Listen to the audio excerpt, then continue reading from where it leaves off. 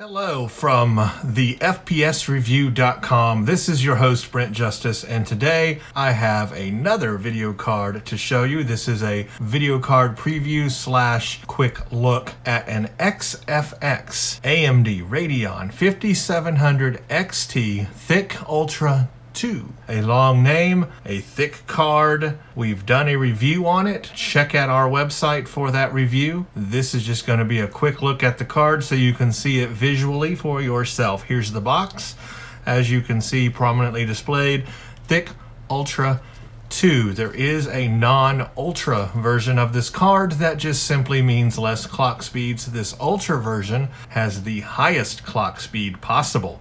So this is the fastest and the most decked out XFX 5700 XT based video card that they have. So this one represents the ultimate that they have at this time. Here is the label on it so you can see for yourself. This is specifically the RX 57X T8 D6 version. There are different SKUs online, and that is because these are sold in different regions and have different promotional packs and so forth. But ours is the 57X T8 D6 version of this card. Also model number RX 57X T8D down there, and that's what we are reviewing or have reviewed, and this is just a quick look to see the video card visually. And here she is, everybody. This is the XFX Radeon RX 5700 XT THICC II Ultra. Now this is based on the AMD Radeon RX 5700 XT 7nm Navi GPU based on the RDNA architecture. The reference pricing on the reference card is $399. Now this one that we are reviewing, the XFX THICC II Ultra, it has a price premium. The MSRP on it is $450, so $50 more, but you get higher clock speeds, faster performance, a thick video card. Okay, so some specifications on this thing. The base clock on this is 1730 megahertz. Game clock is 1870 megahertz. Boost clock is 1980. How that compares to a reference card is that a reference card has a base clock of 1605, a game clock of 1755, and a boost clock of 1905. The important part is the game clock, because that's what it's going to run near or above while gaming. So the game clock on this is 1870 megahertz versus a reference card at 1755. That is quite a bit higher than a reference card. That means just straight out of the box, without any overclocking, this video card will offer a higher sustainable clock speed than a reference card. That means by default, you're going to get more performance and a better game experience just by installing this card versus a reference AMD Radeon RX 5700 XT. And because of the better cooling on the video card, it's going to maintain that clock speed more consistently and higher. So that is one of the big benefits of this, beyond the cooling, is the fact that it can sustain that higher clock speed and give you that gain in performance because of it. It has 8 gigabytes of GDDR6 at 14 gigahertz, that's standard. PCI Express 4.0 support, 3 display ports, 1 HDMI. It is 1 8-pin power and 1 6-pin power connector on it. XFX recommends a 600 watt power supply. The card dimensions, it is a 11.54 inches, 5.12 inches in width, and then 2.17 in height. This is a very thick video card, as it says in the name, so prepare to have about 3 slots to put this in. It is large in that way. It's not extremely long, it's just thick. Now this supports the XFX Ghost Thermal 2.0 design, and that describes the fans and the heatsink. The heatsink is nearly twice the surface area than a reference card. So that's 90% larger heatsink surface area than a reference card. That gives it more heat dissipation. It has 4 heat pipes, 2 100mm axial fans. Now that's different because the reference design has a blower style fan system. This is axial fans, so it cools it in a different way. 0 decibel technology, so it can turn the fans off for quiet operation. And it has 35% less fan noise when the fans are running versus a reference video card.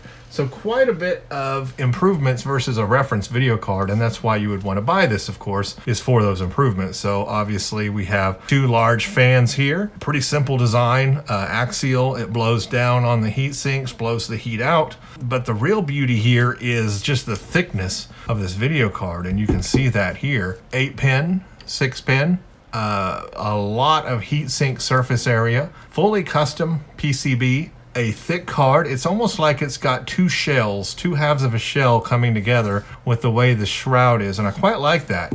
It feels good in the hand because the back part of it is just as robust as the front part of it.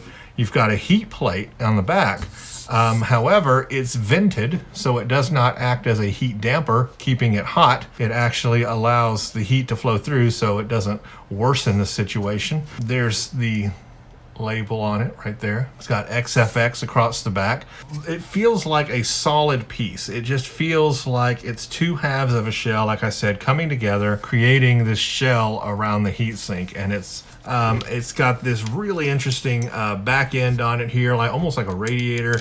That's just for show. It doesn't really do anything, just makes it look better on the back end. You know, the heat will come out there. You can kind of see the heat pipes in there. 1, 2, count 3 right here. 1, 2, 3, no, 4, there it is. 1, 2, 3, 4 heat pipes on the back of that there. And that's just for show. The heat pretty much comes out all around it. We noticed that when it was in operation, the heat will come out the top, it'll come out the bottom, come out the side.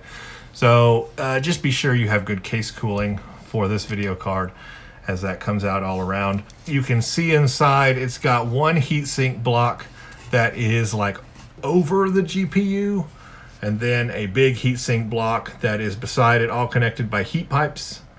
That's how it's done. So the entire surface area inside is not covered by a heatsink. They could have done that. We've seen other cards where they actually fill in all the space with a heatsink, but you can see right here down this middle area, there's extra room there. They could have put more fins if they really wanted to. So there's some there, but there is another block here. You can barely see it. Probably not good in the video, but there's a block right here. This whole section in here is a block. So you got 1 block, 2 block, and 3 blocks of a heatsink here for that. That makes it very thick. And then you have XFX on the back. I like that. And your 3 display ports and HDMI. Pretty simple there. But you can see the width of it here definitely makes it so you need 3 slots for this thing to give it proper breathing room. Now another feature this has, it's not documented extremely well, is on the back in this little hole here, there's a switch, and that's a BIOS switch. It actually has 2 BIOSes on it. It's got a performance BIOS mode and a quiet BIOS mode. Now the performance BIOS mode is the default operation. It will ship in the performance mode, and that means it's going to give you the most performance. And it does that by having a more aggressive fan profile, keeping it cooler. However, don't be alarmed by that. By aggressive, it's just a faster fan profile. It's really quiet though, even on performance mode. Now in quiet mode, you can turn that down even more if noise is your primary concern, but I'm going to tell you it's not even worth it to do that. Just keep it into the performance mode and get the best performance, because it's really not that loud. It just isn't loud enough to need to lower the fan profile and harm performance. It's just not necessary on this video card. You want that faster performance. I mean, you're paying $450, so get your maximum performance out of it, right? So I would just leave that switch alone. Now, the one thing you may want to do when you get this new video card is to check XFX's website. There were some BIOS issues on early versions of this video card, and we're talking very early versions, especially ones that were sent out as review samples. There was a BIOS glitch that was causing the fans not to ramp up properly, and performance was being harmed, and temperatures were terrible. That was fixed with a new BIOS update, and you simply go to XFX's website and download the BIOS update, and there's a flash utility, and have at it. And because there's two BIOSes, you can't really screw it up because you've got a backup BIOS. So I would recommend when you get this card to double check their website, download that BIOS. It'll tell you if it's already installed, because when you try to install the BIOS, it'll say this BIOS is already installed and you don't have to do anything. If it go ahead and installs it, then that means you needed it, and that will help you, because that broken BIOS does hurt performance and it makes the card really hot. Make sure to check that out. You can read about that on our review of the video card. We talked about it and we showed you where to go and a screenshot of where that's at to do that, but I would definitely recommend doing that. Otherwise, that's the video card. Let me pull out a reference so you can see what the size comparison is compared to a reference. Okay, here is a reference from AMD Radeon RX 5700 XT. It is what it is. It's blower style. That's the big difference. Much smaller fan size. Blower style. All the heat comes out the back. A little bit of intake on this side here, but otherwise it's entirely encased and enclosed. The dent is intentional.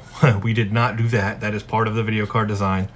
But you can see the size difference here. We'll put it right there. Much thicker in pretty much every dimension. Let's do it this way too. There you go. There's a size comparison of it looking that way. And you can see how this one is just a little bit longer and definitely thicker, and definitely more surface area of the heatsink, definitely much larger fans. And I'm going to tell you that helps tremendously, because the cooling on the reference video card is not good. Not good at all.